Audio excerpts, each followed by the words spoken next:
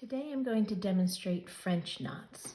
French knots are used to create small dots in floral and geometric patterns, and also as fill. So you can see here 4 dots of varying sizes that are French knots. On the top left here, we have a dot that is 1 strand of thread wrapped once around the needle. To its right, 1 strand wrapped twice. On the bottom, 2 strands of thread wrapped once around the needle, and 2 strands wrapped twice around the needle. So first, let's make some basic French knots. And here I'm using 2 strands of just a regular DMC embroidery thread. And I'm going to do these wrapped 2 times. So what does that mean? You can see I've drawn some little dots here. I'm just going to come up from underneath the fabric, pull taut, and take your, in my case, left hand or whatever hand you don't stitch with, and hold on securely to that fabric all the way until almost the end here. So I'm going to wrap once and then twice around the needle. And then while still holding it with my other hand, I'm going to poke back through, not quite the same hole, but just next to it. And I'm still holding, and I'm pulling this tight.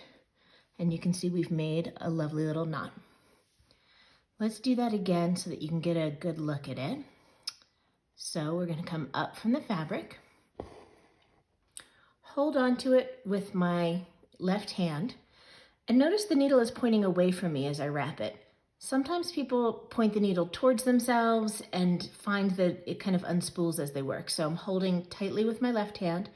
I'm wrapping with the needle pointing away from me and away from the fabric once, twice, and now I'm going to point the needle down into the fabric. Trying to do this so that you can see it clearly. And keep holding until almost the end, and you've got another knot. So sometimes patterns will show just a dot, and sometimes they'll show a circle like this.